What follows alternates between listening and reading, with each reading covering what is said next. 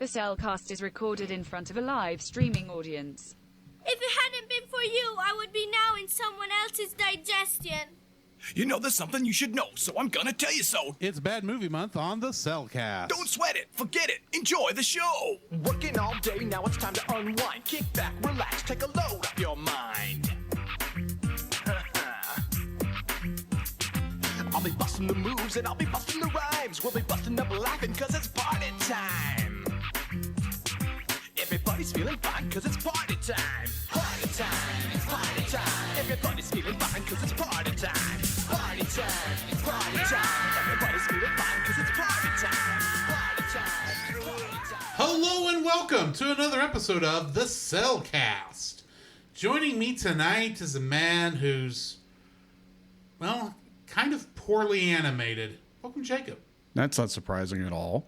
Why, thank you. Let me introduce our co-host, a man who just wanted to give a gift to a girl and she threw it in the trash.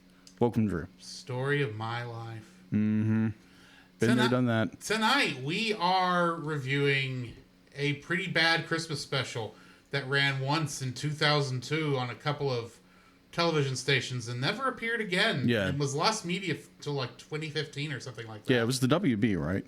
It was like Warner WB and like a couple other channels, affiliates like that. Yeah. Yeah, but local channel stuff. Yeah. The kind of thing you play when the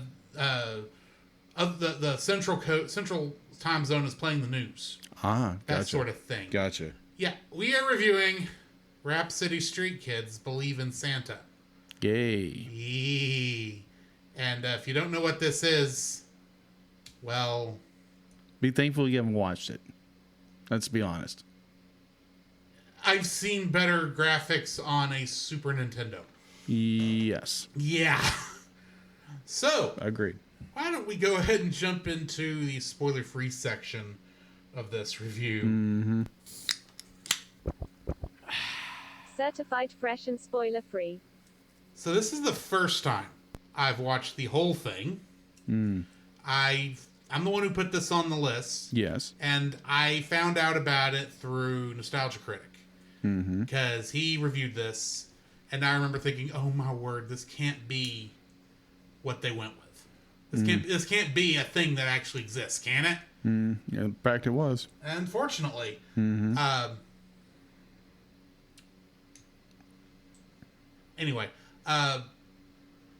it's a piece of garbage, for being honest. Agreed. I don't know. What are your thoughts?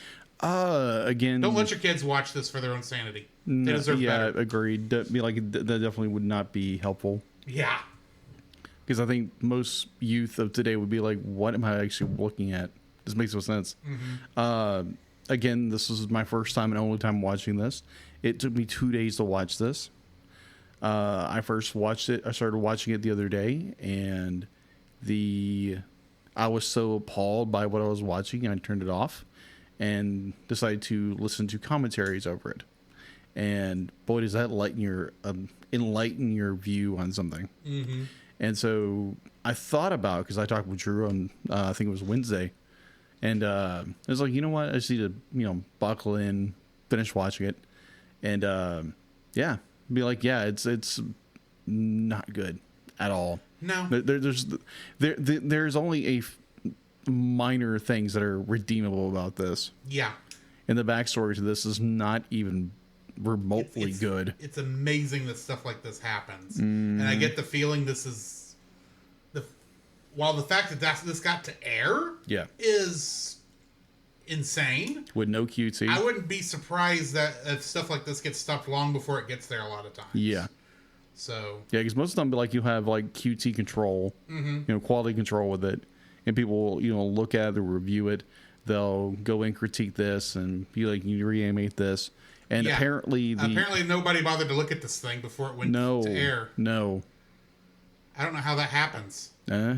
That's happens when there's an interesting backstory with this, isn't there? Yeah. Yeah. But I still don't know how this happens. I would assume anyone would want to make sure that they're putting out a semi-decent product, even if it's going to be cheap to go to the screen, but But if all you're doing is looking for a profit in some capacity, it's like I guess. it's all. If all you're looking for is dollars, that's it. So I guess on that note, why don't we go ahead and jump into the spoiler-filled section of this thing? Yes. The following is a spoiler-filled review for the film Rapsittie Street Kids Believe in Santa. Listener discretion is advised. Rapsittie Street Kids Believe in Santa was written and directed by Colin Slater, and the only other thing he was involved with was Wolf Tracer's Dinosaur Island, made by the same company and with the same animation style. Mm-hmm. It still we looks will bad. not be reviewing that ever. Tell you that right now. What were you gonna say? Nothing. Huh, you were about to say something. No, I wasn't going to say anything. Okay. I promise I wasn't going to say anything. All right. It was also written by Trisha Corey Stoops. Did she do anything after that? Not that I could tell. Getting into the cast, we've got Walter Emmanuel Jones as Ricky Rogers, and you might know him better as Zach Taylor, the Mighty Morphin Black Power Ranger. Mm-hmm. We got Mark Hamill as Eric, who was Joker on Batman the Animated Series, among many other things, including Luke Skywalker on Star Wars. Yes. Not the only bad thing we're reviewing this year with Mark Hamill in it. Yeah. Paige O'Hara played Nicole, and she was Belle in Beauty and the Beast. Mm-hmm. For some reason, I keep wanting to just call her Beauty. Yeah. I get it. I don't know why that is. It happens. I get it, it's called ti- Beauty and the Beast. Yeah, it's the title of the movie. Yeah. Nancy Cartwright voiced Todd, the leader of the bullies. Mm-hmm. And of course, she was Bart Simpson on The Simpsons. Eat my shorts. Jodie Benson played Lene, and she was Ariel in The Little Mermaid. Oh my word. Grey DeLisle played Jenna, and she was Azula in Avatar: The Last Airbender. Oh, really? Deborah Wilson played Ricky's great-grandmother, and she was Amanda Waller in multiple DC projects, animated projects. Really? So yeah, she's the one who put the Suicide Squad together. Huh. Now, I'm curious which DC... A lot of them. Oh, like, okay. I saw her name on like a lot of the TV shows, a lot of the video games that featured the Suicide Squad. Okay. Pretty much anything in the last 10 years that was not live action. Gotcha. Okay. Clint Howard played Tug, one of the other bullies. And he was Roo in The Many Adventures of Winnie the Pooh. Oh, okay. Although I know him primarily as Baylock in Star Trek The Original Series. But here's a fun fact. You know that Clint Howard holds a record right now on Star Trek? No. He has the largest... how is it worded? The largest gap between first and most recent appearance in Star Trek at 63 years. Wow. Yeah. Because in Strange New Worlds, he played a character named Buck Martinez. That's at 20,713 days for fun. Nice. Eddie Driscoll played Smithy. And in something called The Last Ship, he played Randall Croft. Oh. And lastly, we got J.R. Horsting, who played Zeke. And he played RoboCop in The Indian in the Cupboard. Oh, wow. I totally forgot RoboCop was in that movie. Yeah.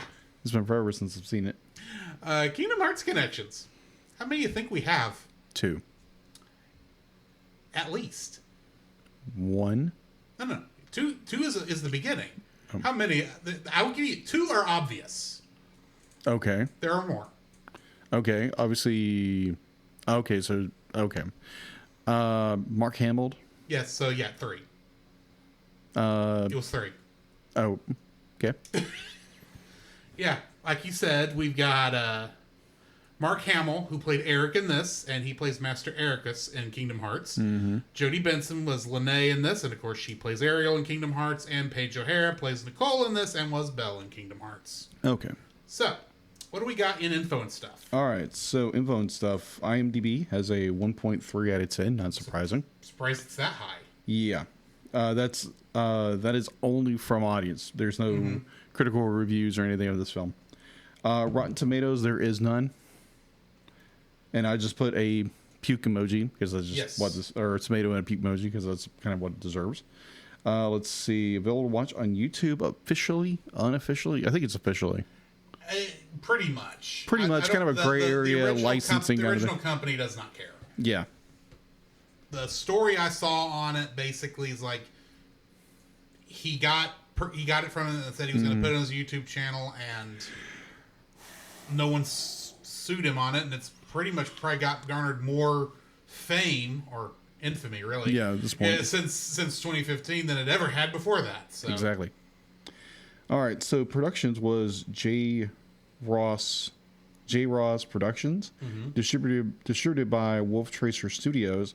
Runtime, which I put in, I wrote along 42 minutes too long. Yes.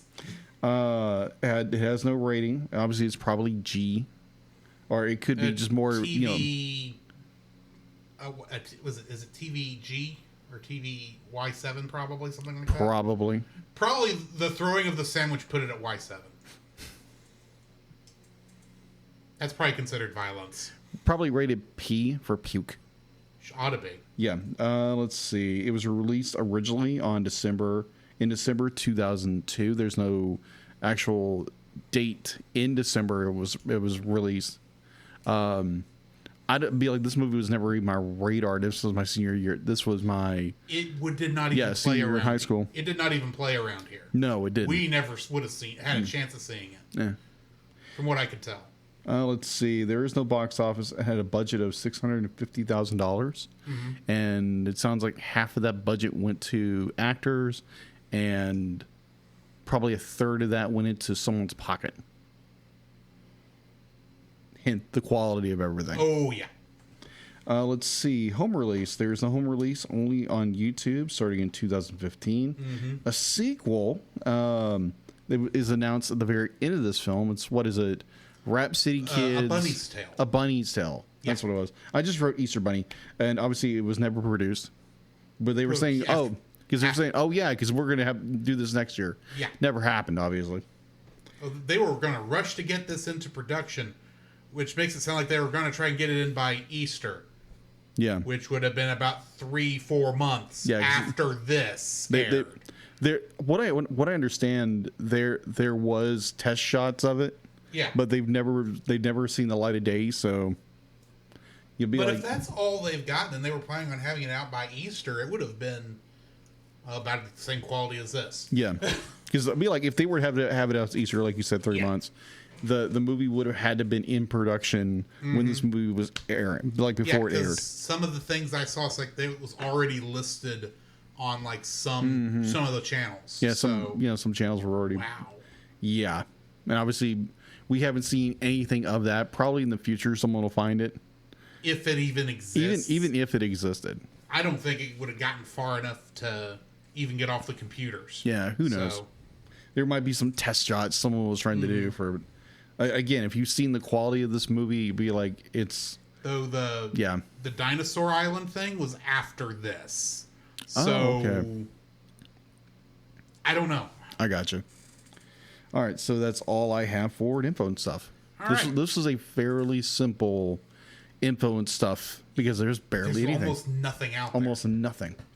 Getting into the summary. Yes. Ricky Rogers is a poor preteen boy who lives in Rapsittie with his great-grandmother, Fran, and has a bad case of rapitis because he speaks in rap the entire time. For the most part. Well, correction. Considering his great-grandmother. Yes, correction. It's something... it's a majority of the time he's rapping. You do hear him just say something every once in a while. Every once in a while, yes. Primarily, he speaks in rhymes. Oh, yes. With his class Christmas gift exchanges coming up, Ricky wishes to give his teddy bear gifted to him from his late mother to his classmate Nicole, an affluent and self-centered girl who believes that anything she deems as cheap is not worth her time. When Ricky gives her the bear after school, she angrily rejects it and throws it in the trash, causing Ricky to run away upset. After writing a letter to Santa and being teased by Nicole for doing so, Ricky heads to mail off the letters only to drop one of them, resulting in the wind blowing it into Nicole's house. Right. Nicole reads and learns that alongside a video game console, Ricky asked for Santa to bring toys to all the kids in his class, including Nicole, and explains the sentimental value of his teddy bear. Remorseful, Nicole, alongside her best friend Lene and Ricky's friend Smithy, attempt to find the bear to no avail. After looking through the basement of the local garbage man, Smithy suggests that the bear may be in the local dump. Upon arrival, the trio are ambushed by guard dogs and class bullies Todd, Tug, and Zeke.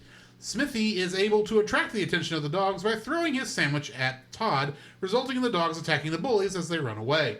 Smithy finds the bear on top of a car, and Nicole returns it to Ricky, who explains that it was a gift for her and that friendship like the bear means a lot to him. In a subplot, after being made fun of by Nicole for believing in Santa, Lene begins to question her belief in Santa Claus, causing her to be depressed. Her father is able to restore her spirits, resulting in not only Lene being able to continue believing in Santa, but also Nicole to believe in Santa too. After Fran confesses that she never stopped believing in Santa, much to the pleasure of Nicole's parents, Nicole and Lene's family, Ricky and Fran and Smithy, all spend Christmas at Lene's house. Smithy and the others notice Santa and his sleigh and reindeer flying outside the house as they all proclaim their belief in Santa. Because that's the meaning of the season. Yeah, apparently. I guess if you're more secular than anything. It's a dumb film. It's a dumb film. It's so Get right down to it. Garbage. It's not even funny. Getting into the trivia for this, the working title of this special was The Bash Street Kids Believe in Santa. The title of the special and the name of the city were likely changed because The Bash City Street Kids comic already existed and the producers of the special wanted to avoid any potential legal conflict. I wonder why. According to Kennedy Rose, daughter of Chris Rose, one of the special's executive producers, production started back in 2002 when her father and a friend of his formed J. Rose Productions. Wolf Tracer Studios, a computer animation company also known for producing the 2004 direct-to-video feature Wolf Tracer's Dinosaur Island, also starring Hamill, and the full-length animated pilot Not Quite Right by, and I'm not making this name up, Crapco. Crapco. That's just got a lot of... It does. Yeah, it does.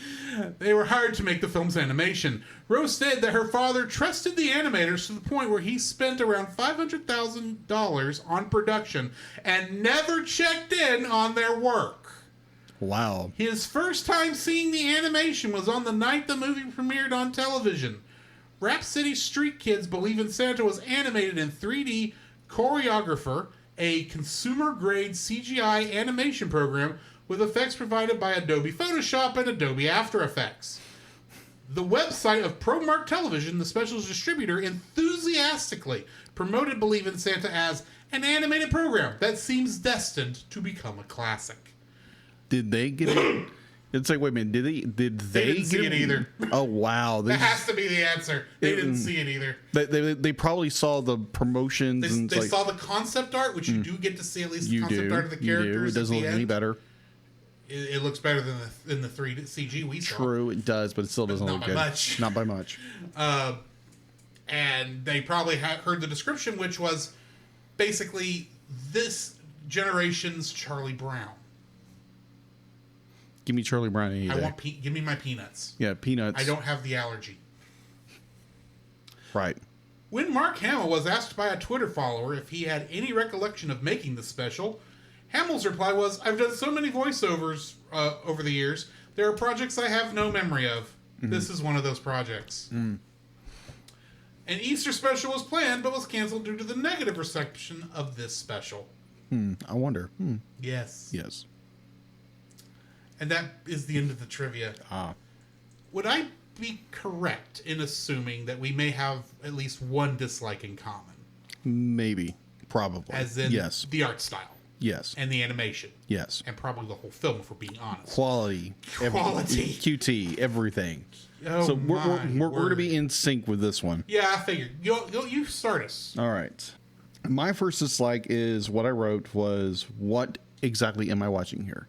This is nothing but a pile of garbage that they tried to scrap together with some talented voice actors, a director who didn't care, animators who probably weren't paid hardly anything, and they put it out with no QT control, obviously quality control. Yes. But no QA. No QA.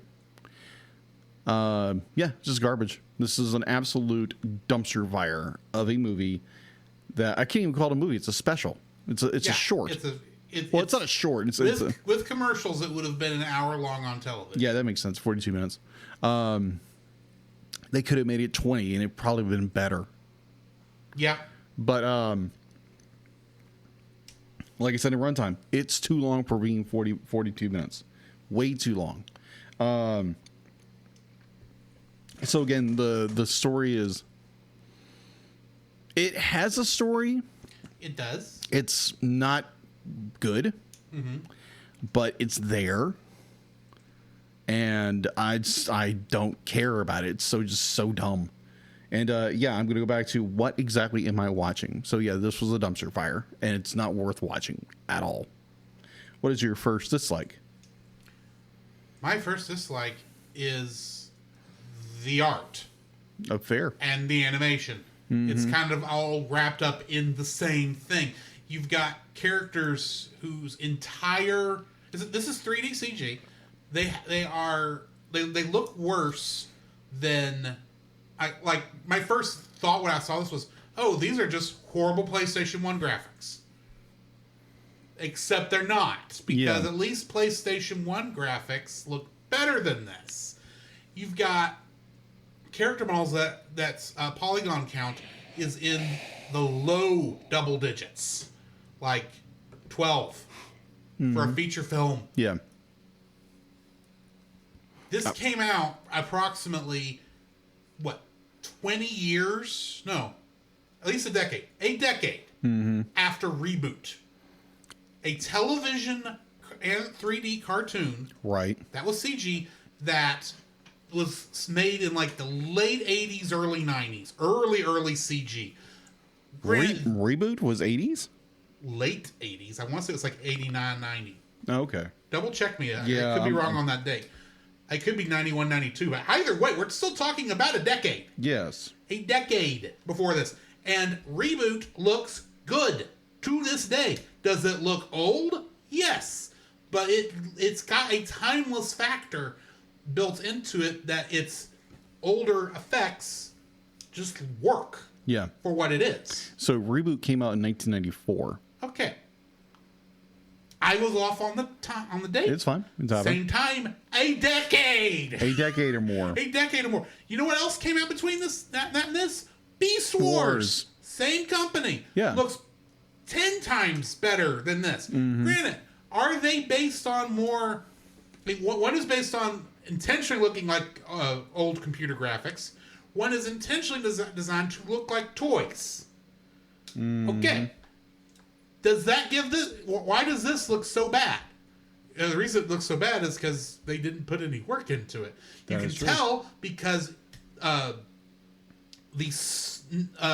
backgrounds of this look like somebody loaded up a poorly made 3D pre-rendered scene and then into Microsoft Paint and then did the spray paint tool to make the snow.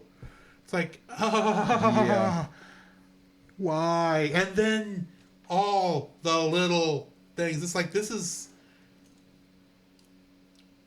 Will you add up like every single animation error in this? I can't even describe all of them. Yeah, no. You've got bad walk cycles. You've got weird animation choices. You got the fact that these characters can't even animate sitting down. No.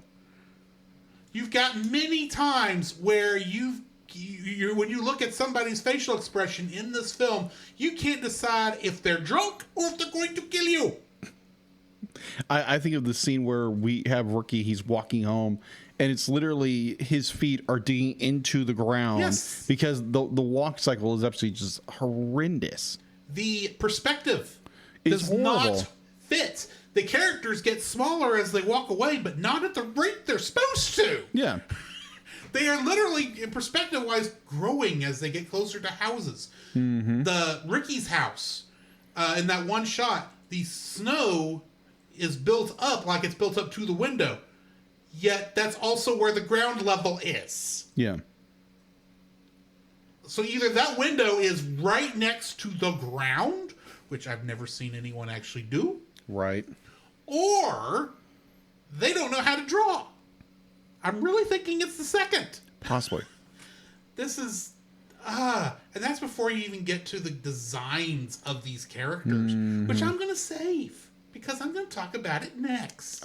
What's gotcha. your second dislike? So I want to jump into yours really fast because we were talking about 90s era CG, and I think of Final Fantasy.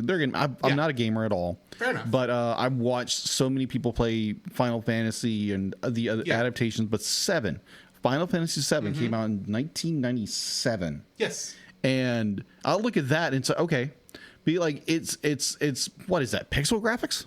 No, it's got pre-rendered backgrounds. Yeah, pre-rendered backgrounds. It's for lack of a better term, it's pseudo 3D because you're at an isometric viewpoint. Yeah.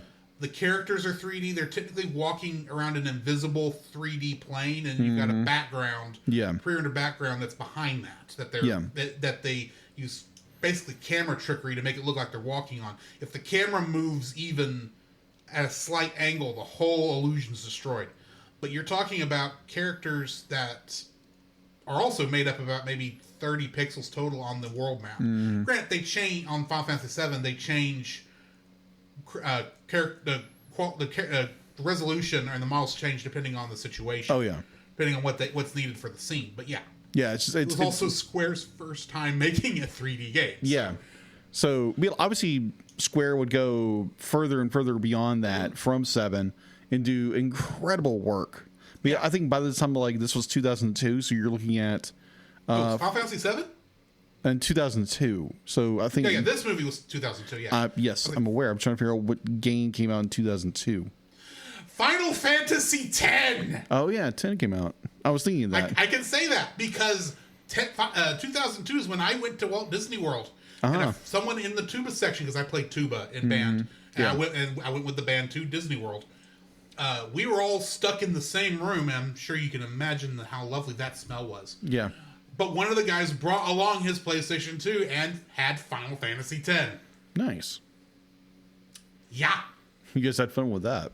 I think around this time is also when I got Kingdom Hearts, because that would have been when I had a PS2, but I didn't take the game with me. Oh, okay. I may have my timetable a little wrong, but, around that time. It's around that time period. So, you're looking at the quality of Final Fantasy, which, you look at Final Fantasy VII, 1997, the graphics are great. It works fine for that time period. And what they were doing was very cutting edge for that time period, I understand. And then you get this abomination in 2002, 2001. It's just do better. And if I could say something about Final Fantasy VII in terms of how, even though it was a first try for Square to do that, yeah, I cared about every single one of those characters. A character made up of a grand total of 20 polygons has a death scene I cried during. Okay? Square made me care about this character. Granted, I'd known the character probably for all of Disc 1 by this point. And I've only seen any of these characters for maybe 30 minutes. But, I still was interested to stick with that game in 2005 when I actually got around to playing it. Right. I cared enough about that because they actually had good writing. Yeah. This doesn't have good writing. And so kind of spilling into my second dislike, this movie has such poor quality control in every aspect. Except for, no, I can't even say that with the audio is bad. It sounds like in some aspects the performer, the actors, there's different mic levels, there's different the sound effects sound terrible, the background effects are terrible, the character designs are terrible. It's like we talked about in the beginning of the show, the fact of this movie, there was no quality control whatsoever in this film whatsoever. It was like one of the documentaries someone put out, it was literally the director would sit out on the steps and smoke a cigarette while everybody was working and did absolutely nothing while this movie was produced. And you have artists just doing whatever. It's like, oh, okay, we got a character design. Okay, let's just do this. And it's such a poorly made movie in every aspect. There is one little beacon of light, little golden nugget of this film, But yeah, I'll share that at the very end of my likes. But overall, this movie is just so horrible. It's be like Drew, hit on earlier. It's just like you look at perspective, you look at everything. Is like nobody cared doing this film. Everybody was out for a paycheck, and they got paid, and the movie just disappeared in the ether. And someone decided, it's like, oh yeah, heard about this piece of crap. Let's find it and trash it. So my second dislike for this are the character models. I kind of hinted at it. Yeah. Oh, whoa. Ladies and gentlemen, I can say unequivocally and without hesitation that this is the single worst character design of any movie we've reviewed before. Agreed. I'm not just saying that because the 3D models were poorly executed. Mm-hmm. They are. They are very poorly executed. Even at the very end, there's when they're announcing a bunny's tail, which never came out. Yeah. You can see what's obviously their concept art as part of the logo that has all the characters. You can point out who's who easily if you care to remember who any of these people are, which I honestly, for the most part, don't. But they don't really look any better in concept art. These are the ugliest characters I've ever seen. Now, when I found out this was basically someone trying to make a new version of the Peanuts cast for Christmas specials, I thought, okay, I can see what they're going for. Yeah. But still, you look at it and go, why? These are the ugliest models. Lene, Jodie Benson's character, the way her hair splits in the back makes it look like she's got a butt on her head.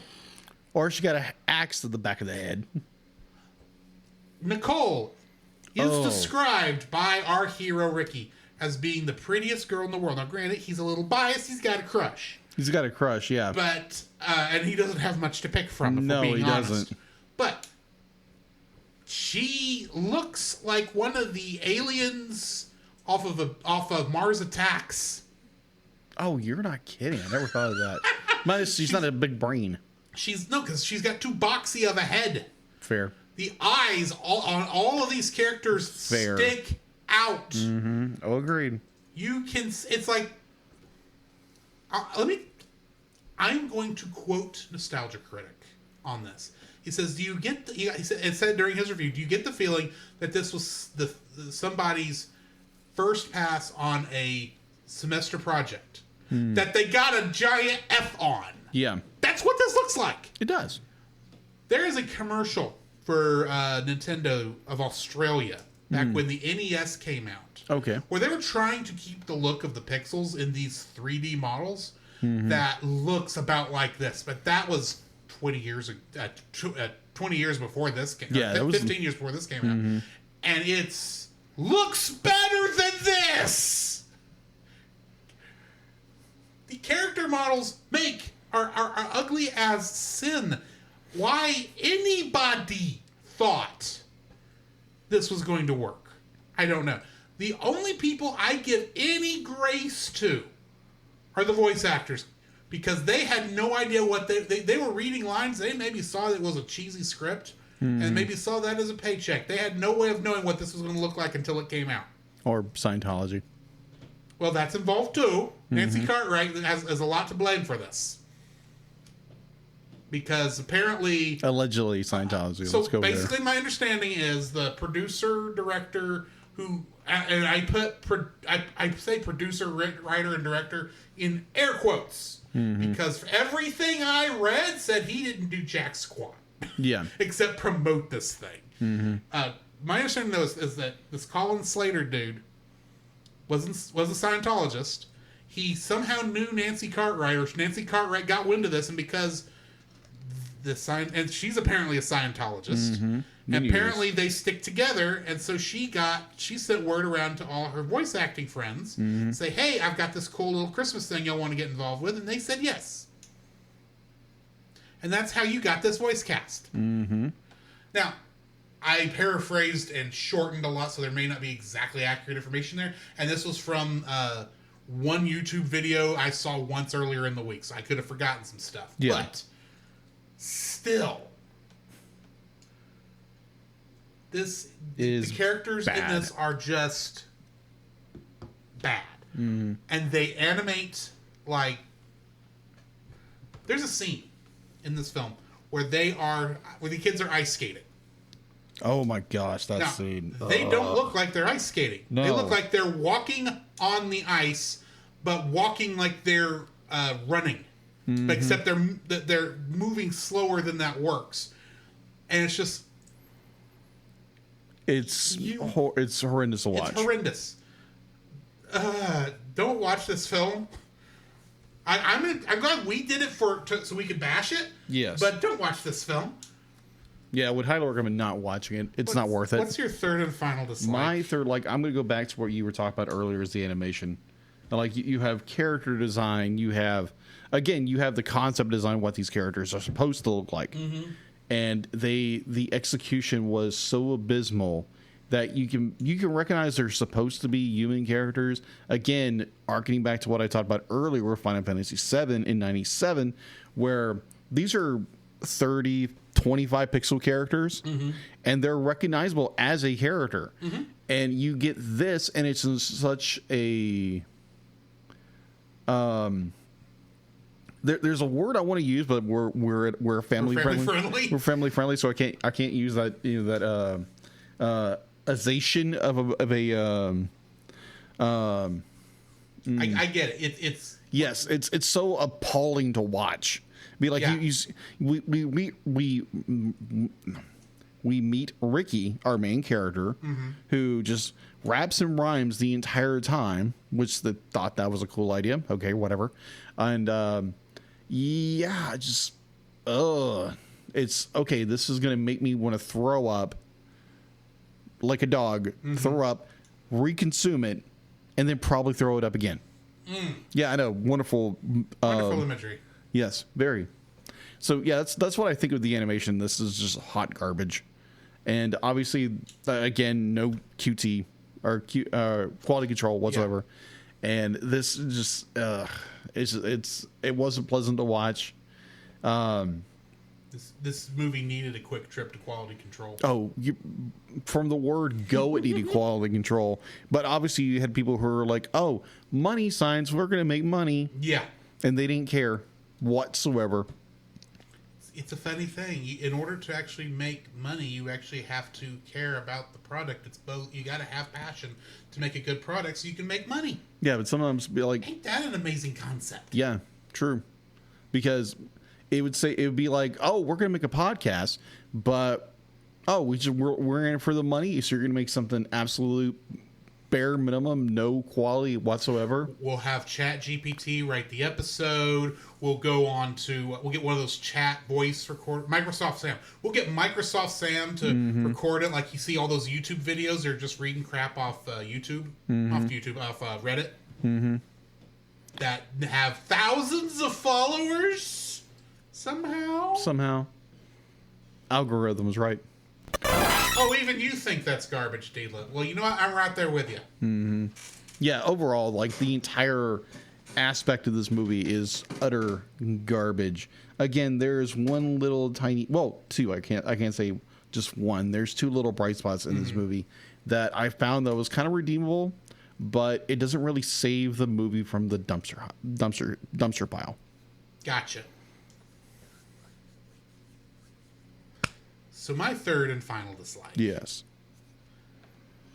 The characterization of great-grandmother Fran. Oh, my word. Ladies and gentlemen, she has one line that's in English. It's at the very end, and it's when she says, "You know, Nicole, I never stopped believing in Santa either." Mm. The rest of the time, anytime she talks, mm-hmm. she sounds like a squirrel on crack. You know, agree. Christmas. Oh my gosh! So it's one of those things where you watch and go, "There's no way that was intended, right? That has to be a mistake."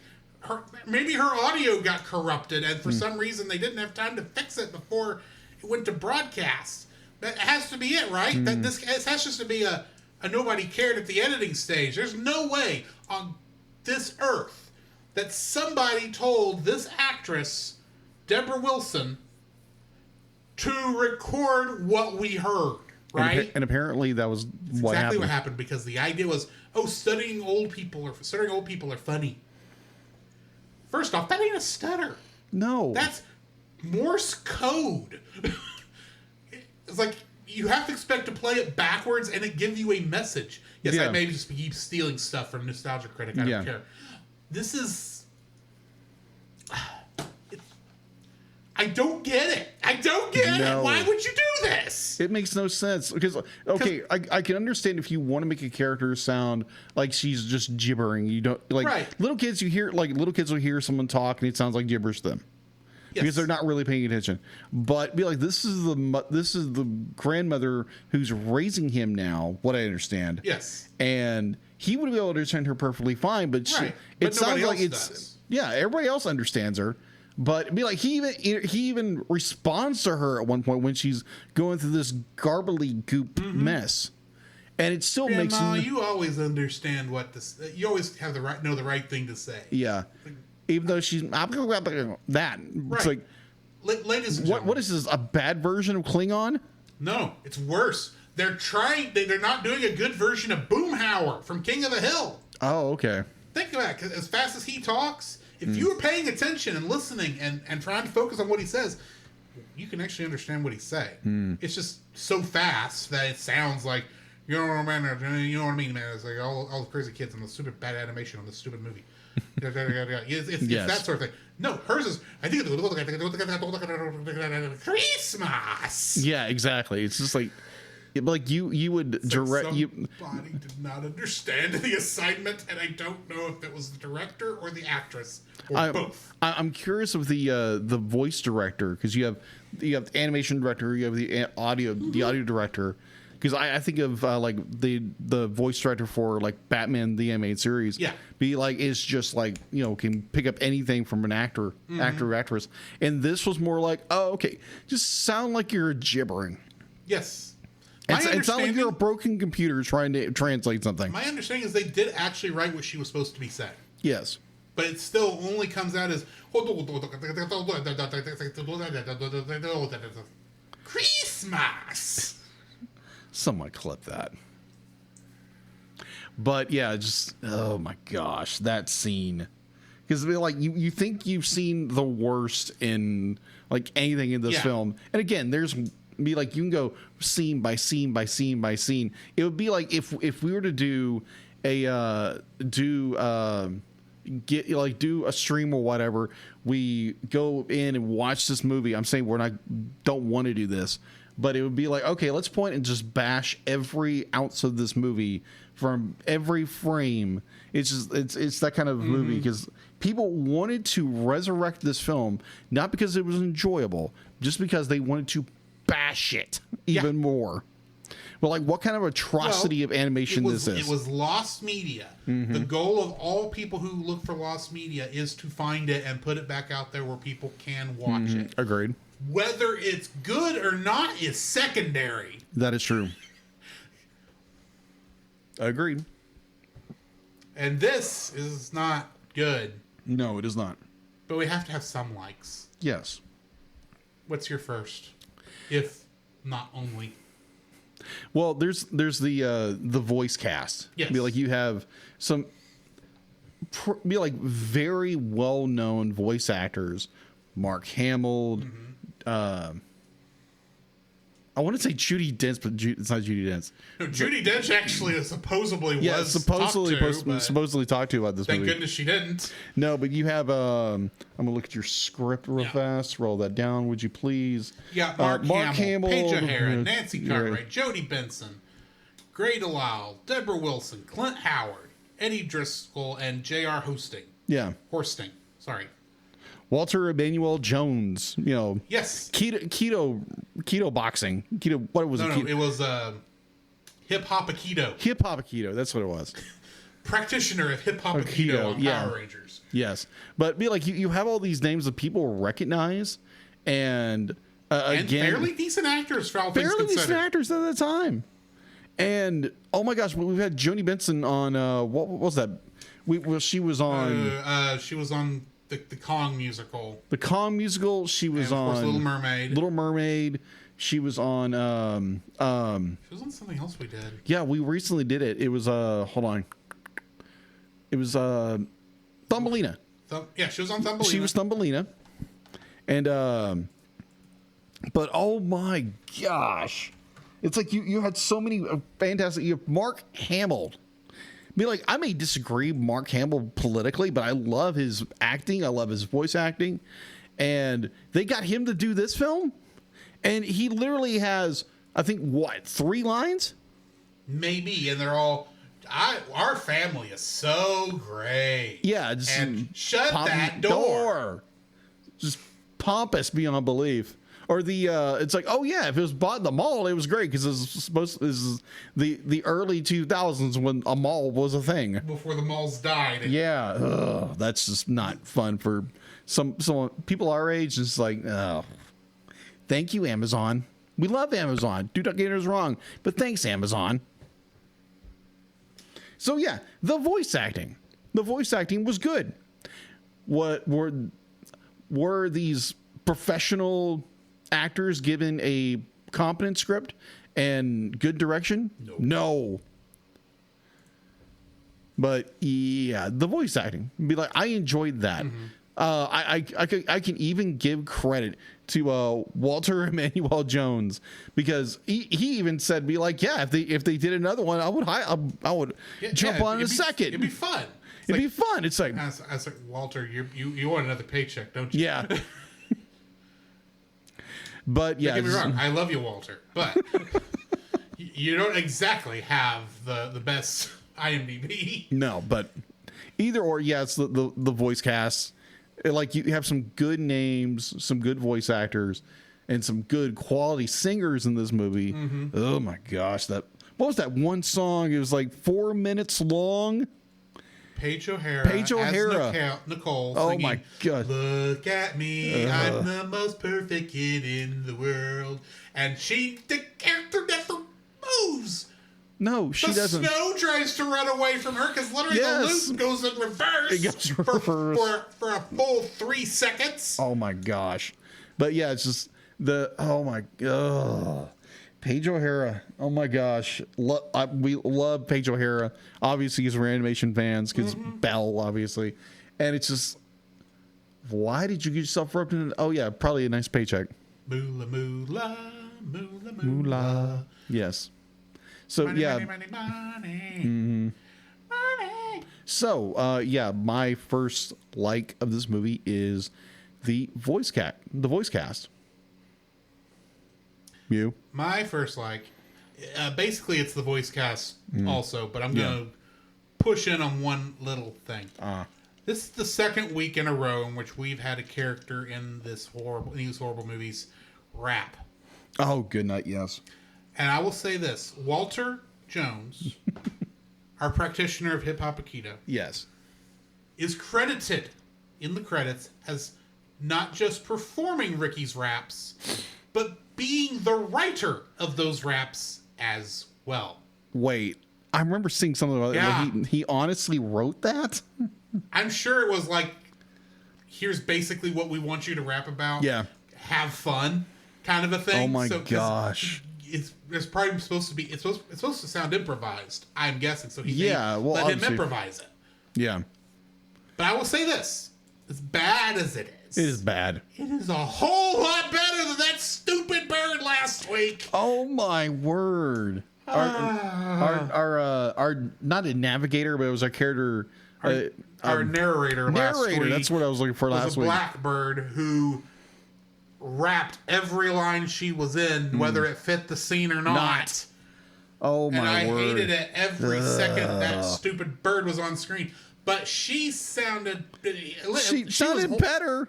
But Walter Jones as Ricky, with most of his lines, sounded a ton better than she did. Oh, okay. I will say that. Ricky Rogers, I don't like any of your raps. But you at least sounded better than that stupid blackbird from last week. Yes. So yeah, that's what I'm gonna go with is Ricky's Raps is my first like. But yeah, well, like you were saying earlier though, the voice cast, given what they have to work with in this thing, actually do pretty decently with what they have. Yes. They just don't have good voice direction. They don't have good writing. They were pretty much. I would not be surprised if they just took first takes. Oh, that could be, because you can hear some of the audio be like it's probably the first take. More than likely, it was probably they probably all recorded everything in a day. Probably. And especially as fast as this thing had to have been in production from everything I'm seeing, this thing had to have been pumped out in like 4 months. Yeah, they look max. it's like 4 or 5 months at least. Yeah. That's a quick turnaround for anything animated. Yeah. So the voice cast, bless their hearts, did the best they could. And that's my first like. What's your second like? My second like, if you have one. I do. Again, it didn't bring me any joy, kind of like with our last film. Mm-hmm. There were moments where it was like, okay, that's kind of a chuckle. It wasn't really that funny. Like, well, correction, be like there were parts of it where it was like, okay, this was slightly humorous, in all the wrong reasons. Mm-hmm. It's either A, this is animated so bad I've got to laugh at it. Yeah. Or B, there was a line that a character said. It's not even worth mentioning whose character or whatever. It was, oh, okay, that was kind of funny. Not a funny ha-ha, kind of a, huh. That, okay, yeah, okay, that was kind of funny. Funny cringe. Yeah, funny cringe. You know, not laugh out loud, but not laugh out loud. Yeah. It was, like, okay. This hurts to laugh kind of thing. So, yeah. So, do you have a second like? Do you have to pull from the depths of Tartarus to find it? At least, my second like is that at least this plot is coherent. It's dumb. Oh, yeah. But at least it's coherent, because I still can't figure out what happened in A Fox's Tale last week. No. This week, I at least know what happened, even if there's what happened somewhat of was competent like, plot was here. Stupid. Yeah, it's dumb, but there's yeah. somewhat of competent plot here. Yeah, I've seen probably worse concepts for a Christmas special that was obviously made for a quick buck, though granted those had better animation. But this, at least it was competent, and we can't say that about it's coherent. We can't say that about a lot of the movies we've done in Bad Movie Month. But yeah, at least this one had a coherent plot, even if it was stupid. Yeah. What's your third? I don't have one. Like, okay. Do you have one? Yes, I do have a third. Oh, you do have one. My third I can tell he's film, got a grin on his face, so what is it? My third like for this film is at the very end. Oh, okay. When the YouTube links pop up. Oh, gosh. Because it was over!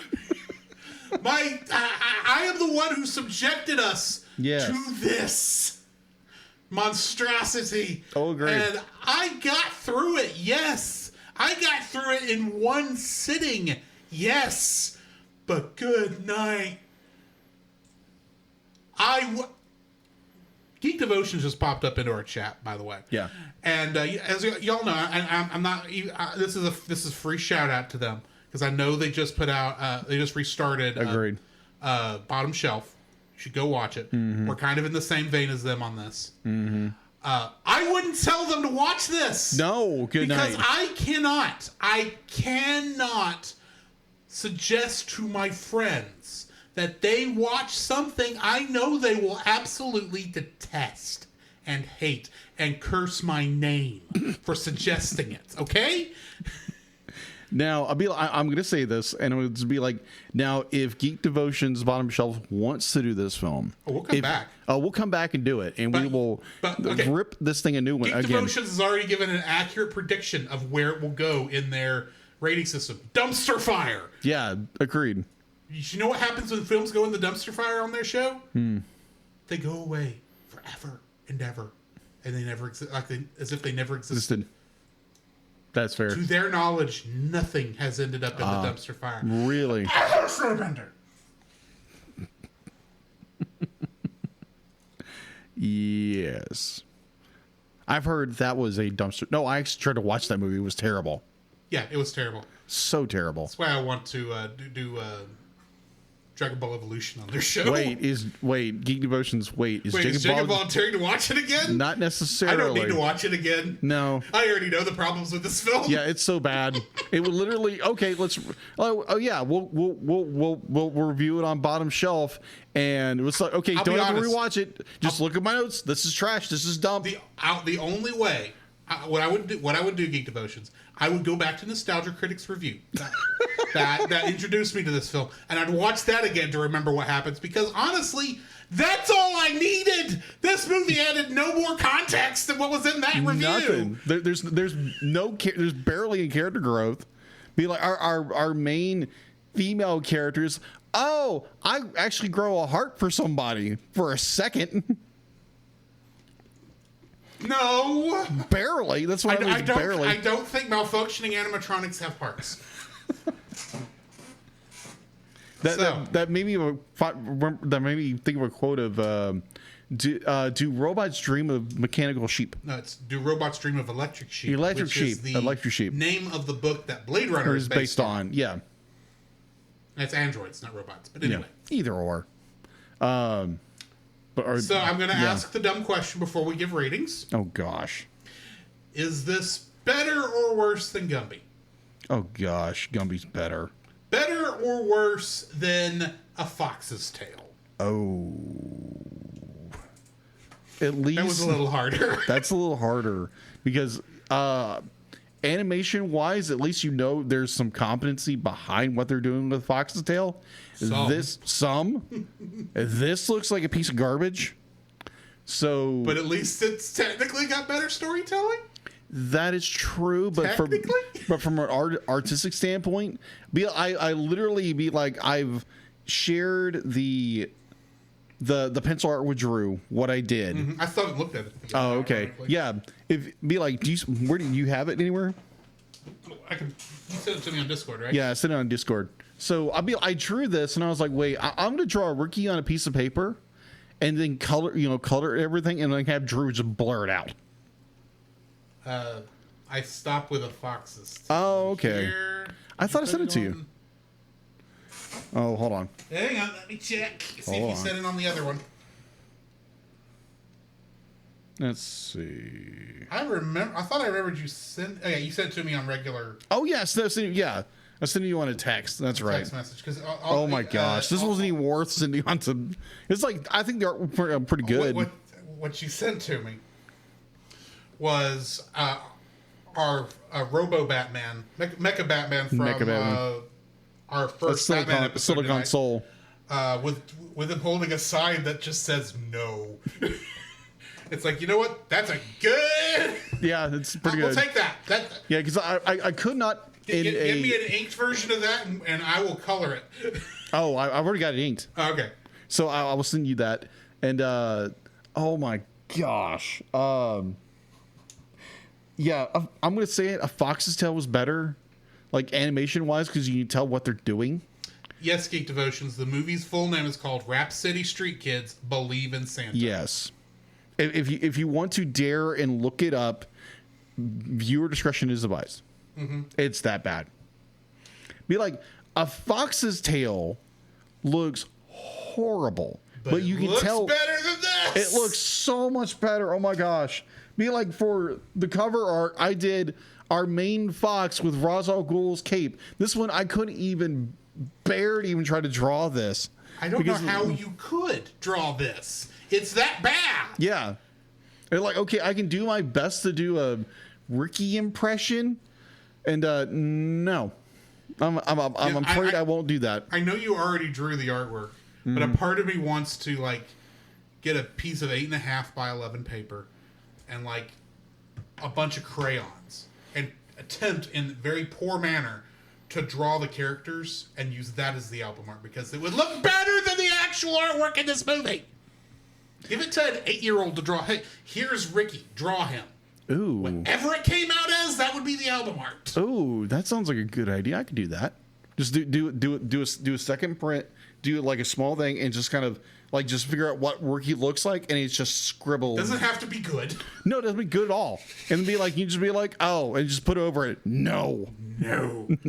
With the big no symbol. Yeah, the big no symbol. Yeah, and the Batman's just pointing at it. No. That sounds like a good, fun little project. Yeah. It's like, oh, here's his hair, here's his face, here's his, be like maybe this, and boom. Okay, good. I could do that in less than a fortnight. Yes. So yeah, I'm going to agree with you that is definitely worse than Gumby. Oh, it's worse than Gumby. And I'm going to say it's also worse than A Fox's Tale because as bad as A Fox's Tale was, I didn't feel the need to scrape my eyeballs out afterwards. My gosh. I didn't. I'd seen this thing, but it's like a grand total of 20 minutes in that review of the actual footage. So I thought, oh, it'll be fine. Oh gosh, yeah. 40 minutes of it, and you're going, I'm losing brain cells watching this. I'm very What are surprised. you rating this film? I'm curious what you are. 0.5. 0.5. I think that's where I ended up with A Fox's Tale also. I gotcha. I still cannot rate this that anywhere near Leo the Lion. Oh god. It's close. Oh but yeah. I can't get it down to 0 because I enjoyed watching this, believe it or not. Yeah. Because it was fun. It was bad, but it was gloriously bad. Yeah, agreed. I don't want to watch it again. Fair. That's But- if Geek Devotions does that it says in Like there. I said, I'll watch all of the The riffing. what do you call it? The video essays. I'll watch all the video essays to remind me what happened in this thing. I'm not watching the original again. But Yeah, I would 0.5. I would go along the same lines as a 0.5. Like even artistically, I can't get past how ugly this thing looks. Cannot for the life of me. It drove me nuts because I was trying to do the artwork for this, and in good conscience, my soul yearned to try to draw something, but I couldn't. Fair. So Literally, I've been saying since Gumby, I'm curious how you're gonna draw this, and the answer was you no, weren't. I'm not. Geek Devotion says, because apparently now he's seen at least a screenshot of this. Guys, why do PS1 graphics on broken portable CRT televisions look better than this? Agreed. Because those had care behind them. Yeah, people had This passion. did not. No, this was cha-ching, cha-ching, cha-ching, cha-ching. I think Nostalgia So, Critic yeah. said on one of his, I thought the Parappa the Rapper Origins movie would be a lot more my. interesting than this. Oh my gosh. But yeah, 0.5. Yeah, just the art just was like nope. In good conscience as an artist, I could Yes. not give this. Honestly, I gave A Fox's Tale a 1. Because okay, I can see the art, I can see what they're trying to do. This is like no, this is like pay us whatever. This is dumb and stupid. We don't care. So, what is the next movie we are reviewing? Oh yeah. Yes, we're gonna find Jesus. Oh my gosh. We've been going Under to the church all our lives. Yeah. Obviously, we don't believe in any of the stuff we go to every Sunday, so we're gonna go find Jesus. Spoiler alert: we've both been Christians for at least 20 years. Yeah, at least. This is a Christian alternative Knockoff. film to Finding Nemo. And we're going to review it before we've reviewed Finding Nemo. Yeah. That's odd. Yeah, because honestly, I put this one in the docket, and I was like, ooh, wait a minute. I was like, okay, bad movies on IMDb, and I found that I was like, oh, I've heard horrible things about this movie. And I think I saw Nostalgia Critic do something over it, others review over it. I haven't seen And any. it's I'd never heard of so this before you bad. put it on the list. Yeah, it's at least you can see what's going on with this one, what I understand, but it's still gonna be a train wreck. I bet I'd rather still watch VeggieTales. At least VeggieTales is competently animated. Yeah. One day next year, we're going to review one of them, by the way. In the meantime, though, Yes. why don't we hit the intermission? And on the other side, we will talk about some better animation. Cleanse our souls and cleanse our And palates. even the sillier of these two episodes is a lot more Yeah, you're thought-provoking than this garbage. Yes, agreed. Hit the bumper. This podcast is a proud member of Culture Box. Whether you enjoy geeky reviews, comedy, or original fiction, you can open up the Culture Box and find something excellent for your soul. Point your web browser to culturebox.media. Hang on. Bobo, it's Finding Jesus. Finding It's the name of the movie. Yeah. Since he's in the chat right now, this episode we suggest checking out Geek Devotions. Geek Devotions is a collaboration of devoted geeks that are devoted to letting people know that they are loved. They produce a weekly geek culture-infused devotional, their podcast, Talk, and written articles, all designed to encourage and challenge people in the geek community, bridging the gap between their faith and their geekdoms. You can find all their content, plus a little podcast we may have talked about earlier called The Bottom Shelf, Yes. on their website, geekdevotions.com. The Cellcast would also like to thank the following patrons. Ashley and Francisco Ruiz. Thanks, Hi, Roy. PaulJPowers.com, and still for the rest of this month, so the Monster on Film Vault. And then still for the rest of this month, we still have Artsy Steph. If you would like to have your name shouted out on the show, some special art from Jacob, and uncut episodes, you can donate to us at $5 on Patreon, or for an additional $5, you can force us to review something within reason in the year 2026. We've got all our spots are open there, not in this year. And you can come on the episode, all for donating to us at the $10 level. So go do that, and as a way of saying thank you. And plus, here's the thing. Let's say you don't have the money to donate to us on Patreon, but you still want to support us. What can you do? Well, first off, if you do still have a little bit of money, because I did this out of order, go to Redbubble, buy shirts, stickers, all that kind of stuff. Go do that. But if you don't have any money, and you still want to support us, which we would gladly thank, do the following. Promote us to your friends and family. Say, hey, I heard you hate Christmas movies. Here's one that you'll hate even worse than normal. Send them a link to this episode. Yes. They're also talking about Batman, which hopefully you enjoy a lot better. Yes. Or any of our episodes that you may think your friends might enjoy. So go promote us there. Leave us reviews wherever you find us. And just get our names out there, because our success in this podcast It literally has almost nothing to do with us. True. We do what we can. We try to put out the best content, but literally our success depends on you, because the best way for us to advertise and get our name out there and make us bigger is to kind of get you to do it, because word of mouth does a whole lot better than anything we can do online. So yeah, please help us, support us that way if you can't monetarily. And yeah, also check out Jacob whenever he starts back on his Like an Artist streams, and me on Tuesday nights when I am playing Dragon Quest III. So go do that.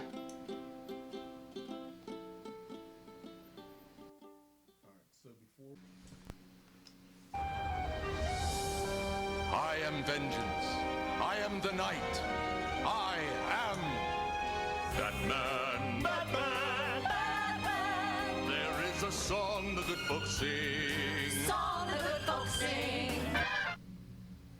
I literally had nothing. All I kept was like sandwich, hey, dorkfish, something. Be like, nothing fit. Fair. His Silicon Soul. Yes, thank Production episode number 62, broadcast episode number 43. Written by Marty Eisenberg and Robert N. Skier, and directed by Boyd Kirkland. you. Yeah.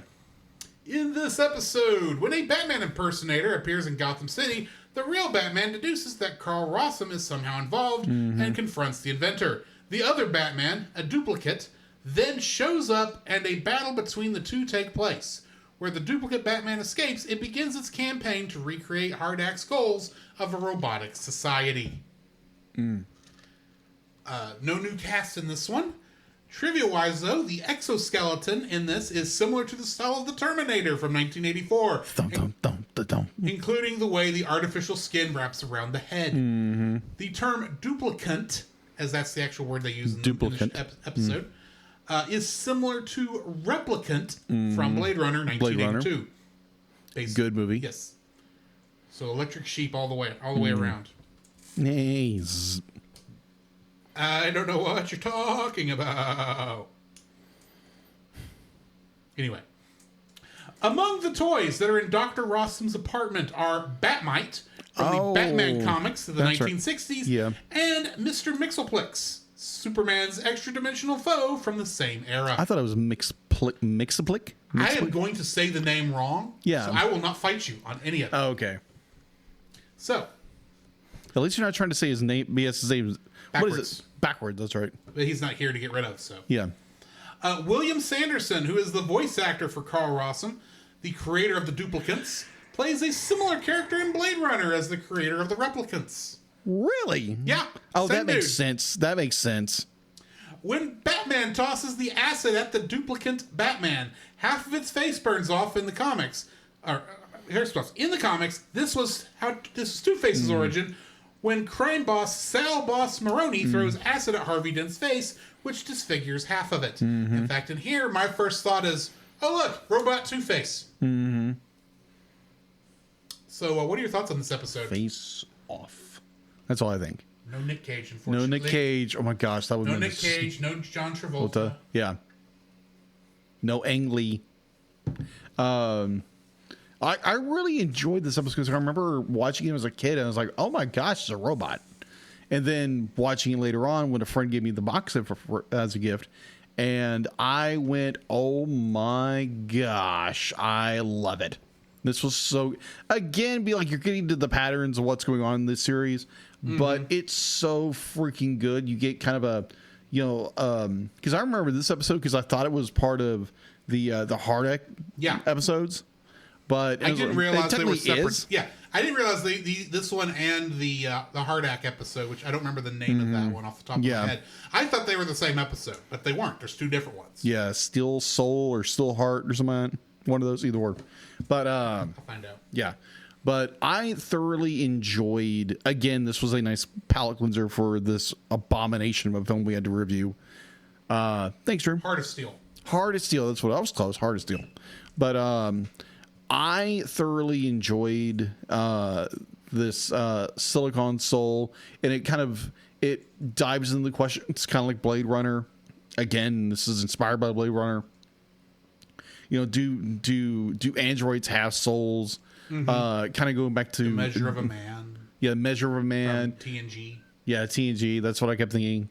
Because again, I didn't really watch Star Trek Next Generation. I remember watching some of the films and a little bit here and there, and it's like, okay, that makes sense. Because again, it's like even Bruce is the very end be like, does episode is it actually human? Does it have a soul?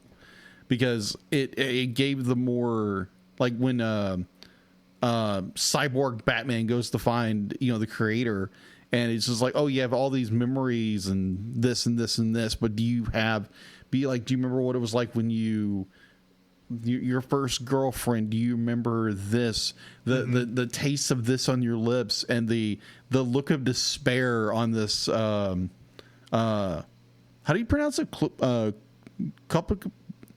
It's not duplicate, but what was it? Duplicant. Duplicant. You can say duplicate, and I will not fight you. Yeah, duplicant. Duplicant is very hard to say. Yes, so you have this look of despair on this duplicate's face, and he is like, "You're wrong," and just goes bananas because he can't. The idea of like you can't face reality that you're not real, that you're not a real human being, and the fact to be like this duplicate is so convinced that he's the real Batman. Like even after half his face is ripped off, he still believes he's the real one. To the point where when he kills Batman, or he thinks he kills Batman, he literally has a psychotic breakdown because He took a life. He took a life. That's what Batman is. He's so afraid that he's going to take a life. So the duplicate, it has that same emotional gauge. Yeah. That be like, oh my gosh, be like, I can't believe I did this. I can't believe I, taken another human being's life. And the way the duplicate destroys himself is in a fit of rage over what he supposedly did to the real Batman. And I love how it was like, obviously Batman, allowed this to happen, for he knew what he would do. Yeah. So the replicant would do it. Minus, I don't think Batman would have gone that far. Because even before, I think at some point... Yeah, but Batman's also does not have the voice of a computer in his head going, we must do this, you are part of me. Because it's very much a... Kill Batman, kill Batman. Well, it's kind of like the start of a hive mind sort of setup. So he's... Because there's only him and the main Hardak control, he still has some of his individuality. Yeah. If the other 5 duplicates were still alive, he may not have had that level of individuality still. Yeah, because I love it how Bruce was more he knew there was a part of him, his personality within the duplicate, and knew that he would not harm him, or intentionally harm him, or if he did, it would give him a psychotic break, and be like he would go mad. And I enjoyed the episode. It has a lot of deep philosophy, and it's do if something is created to be like a human being, is it a human being? Is it? No, it's not. But it's one of those interesting concepts or philosophies to look at, like a Blade Runner and other iRobot or something like that. Yeah. What was that? Hold on. What was that? It was a Robin Williams film.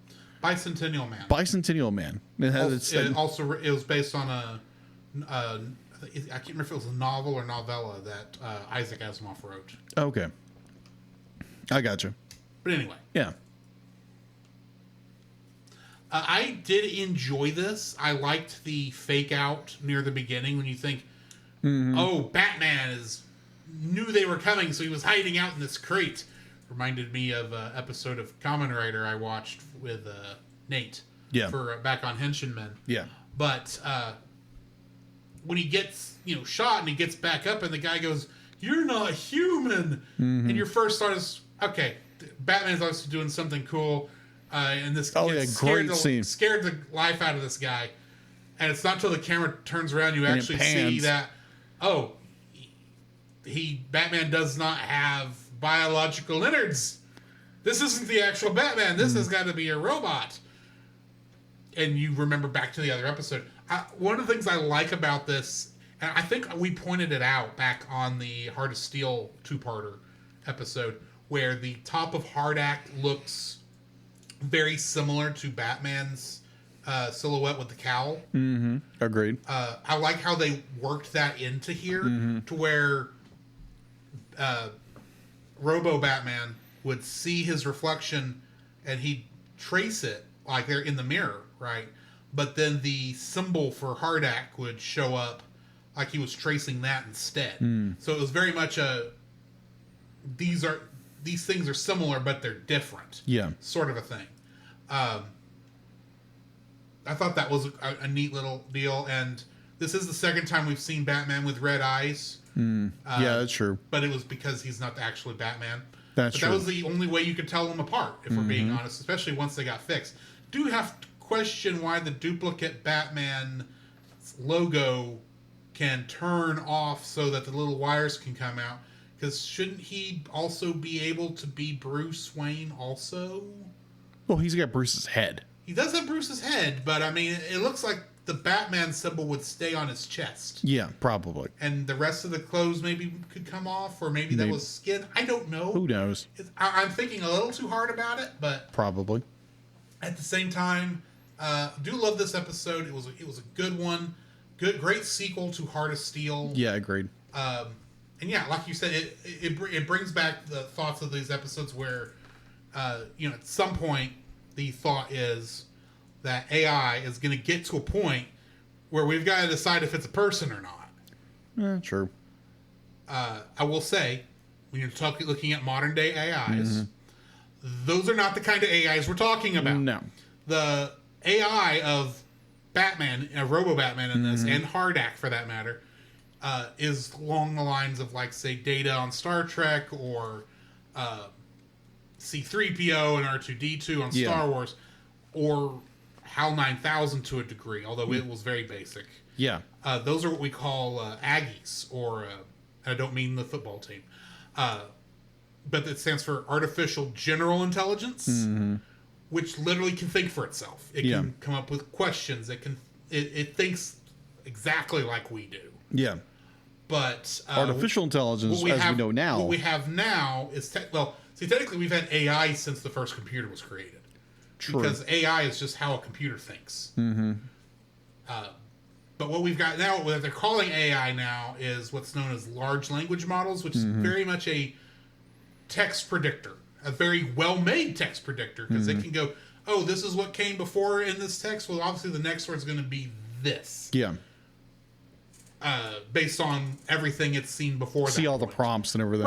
Right. So I say that just so, give an idea as to where we are, because we are nowhere near Hardak and Robo-Batman in this. The replicants. Replicant was the other show. Anyway, but we brought up you brought up the stuff that deals with that personhood, and of course the one that comes to my mind is Measure of a Man from the second season of Next Generation, which honestly is an episode I think everyone should watch, because it's actually a pretty good episode. But that's the closest I've ever seen to a decent question on whether or not a computer can have sentience. I still of the thought that, with the exception of our good friend D-Lit,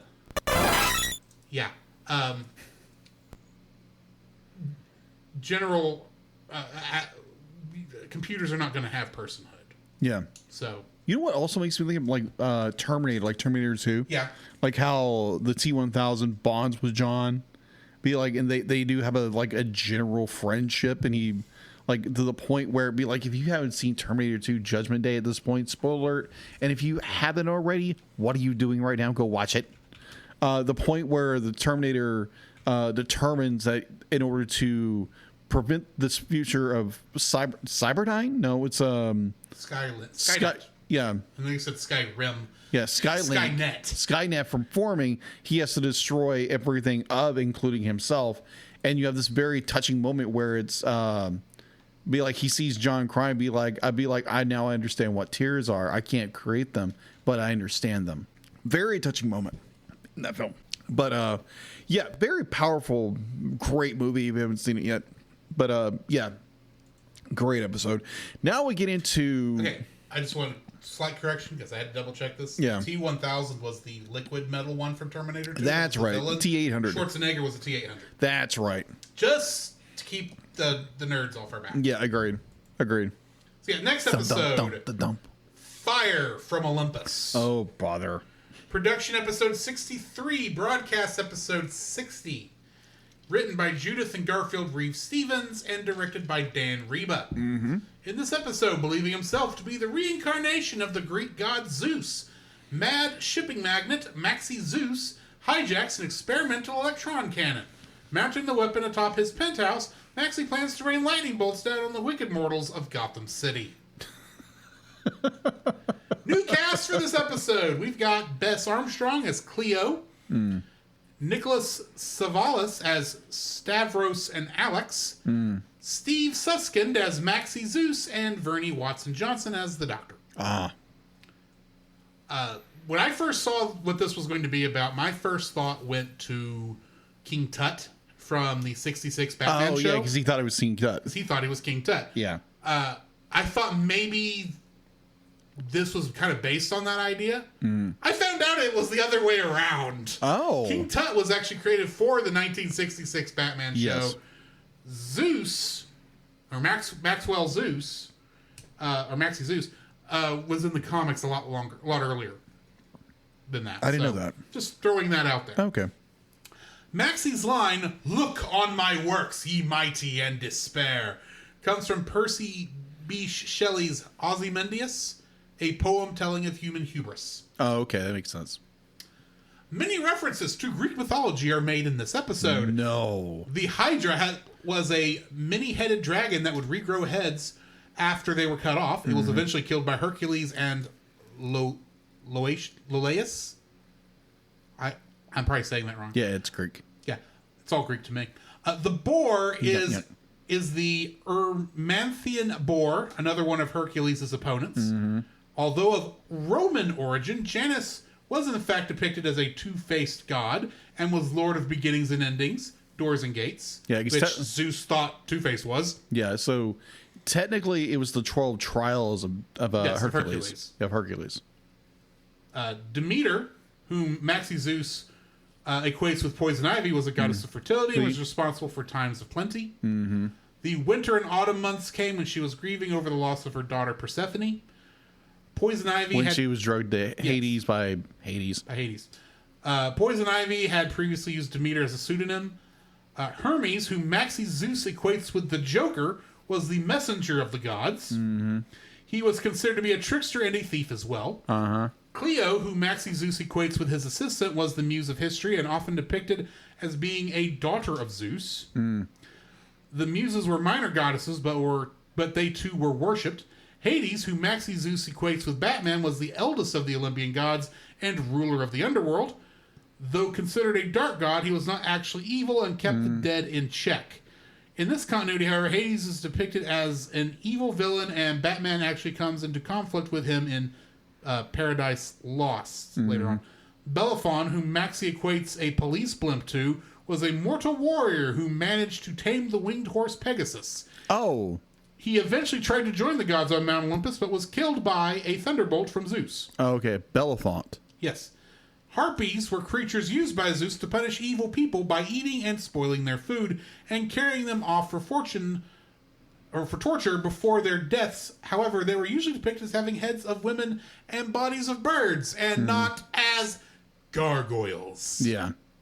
Leave that for the Disney Channel. Yes. Or ABC, actually. And also the fact to be like, you mentioned that, and the fact that Zeus was a very jealous god, to be like, if you said anything or did anything that hacked him off, yes, like including his wife and everybody else around him, be like, he might kill you.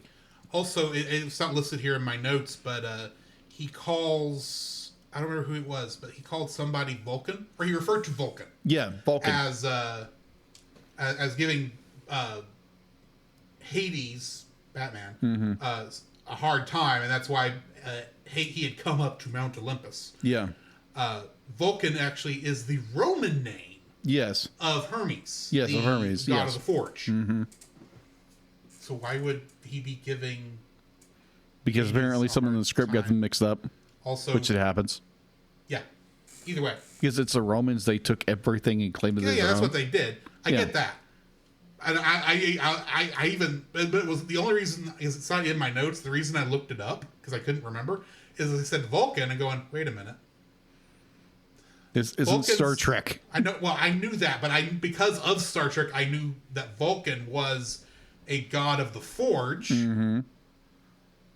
But in my mind, it's like, but he's Roman, not Greek. I had to look up who the Greek god was. Fittingly, Stavros is captured next to Zorbas, which has Greek letters Omega and Alpha in the title. The name is derived from a novel called Zorba the Greek by Nikos Kazantzakis. My apologies. It's Greek.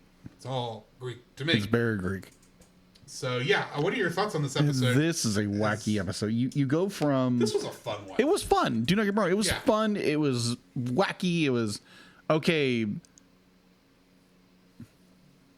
Shipping magnet goes crazy, thinks he's Zeus, and he is going to do everything in his power to prove that he is Zeus, and he winds up going to Looney Bin for it. What I don't understand in this... What caused him to think he was Zeus? What they describe in the show is that he's having all this debt. He goes in business with the mob, and all these other little factors start to break him down mentally. So it's stress. It's stress. It's a lot of stress.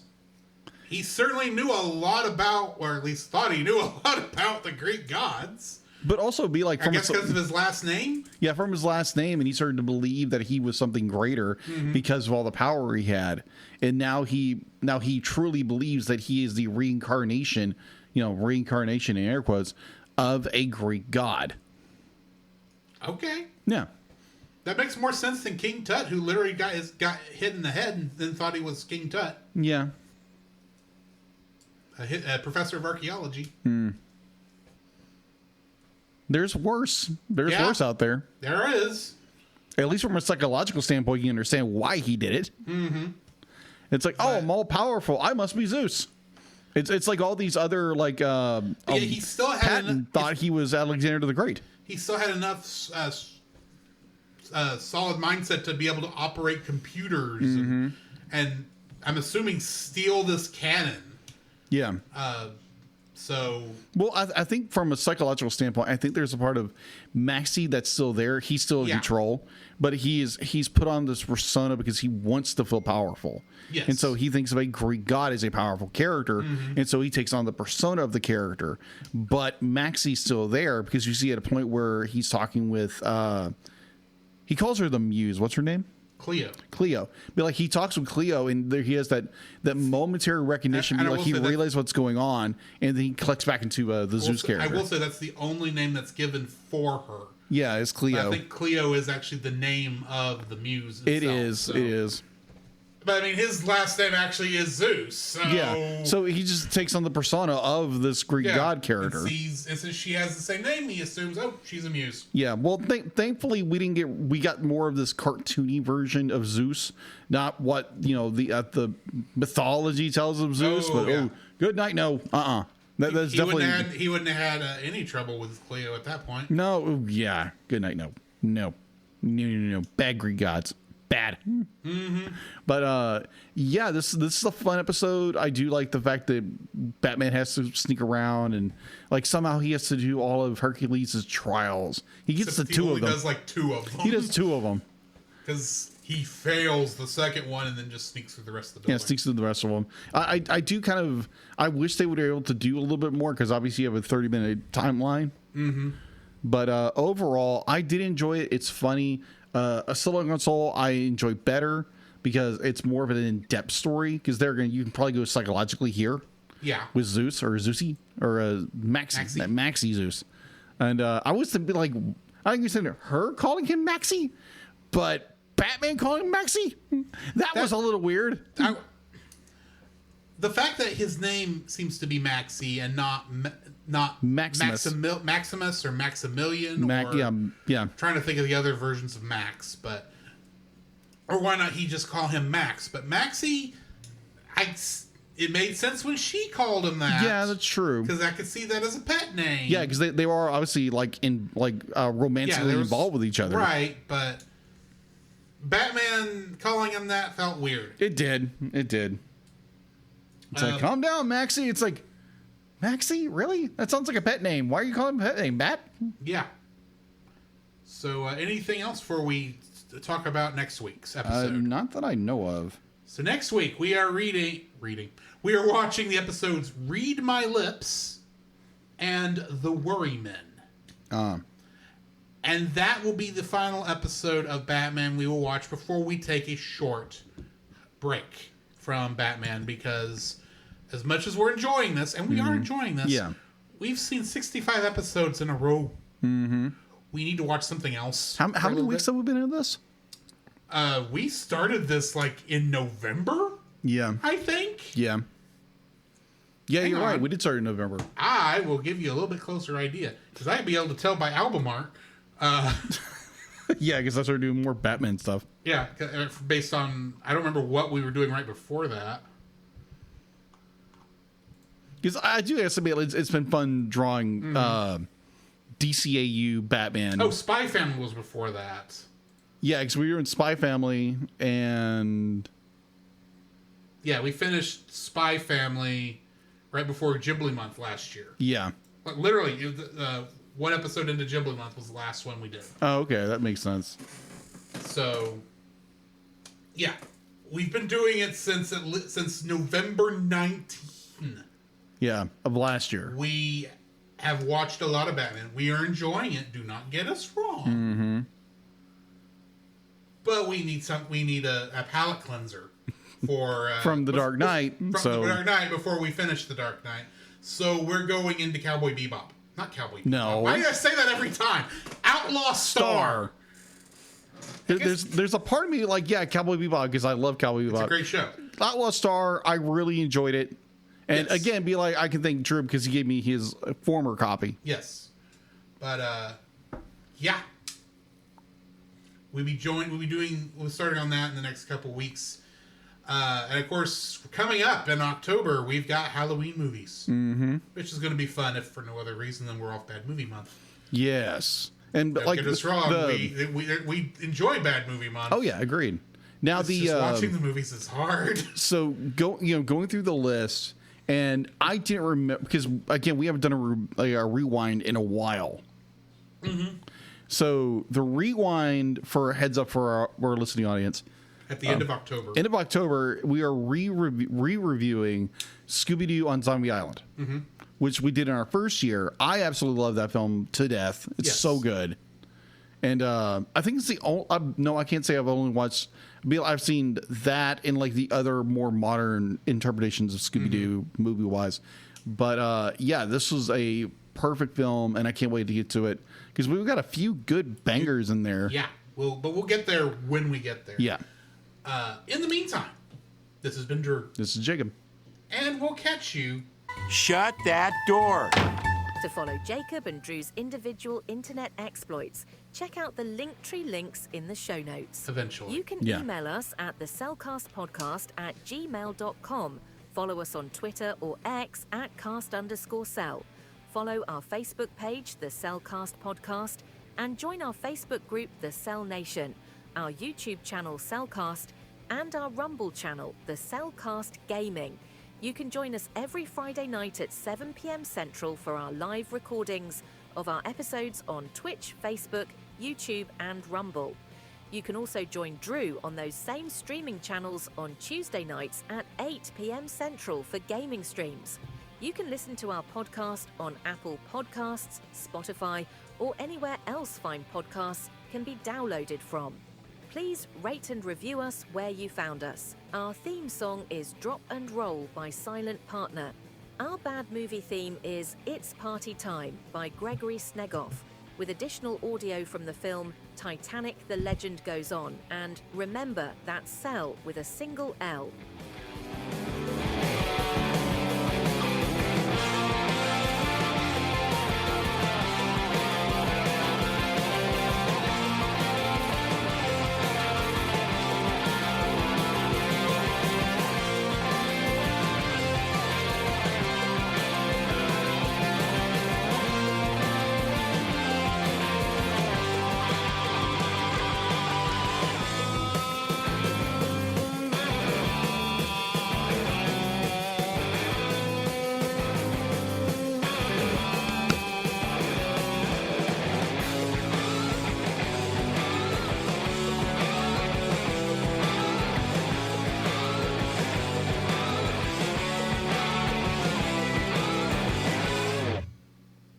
I think my eyes are finally healing after that movie. Yeah.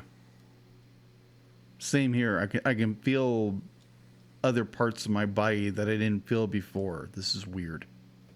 And creepy. Yeah, a little bit.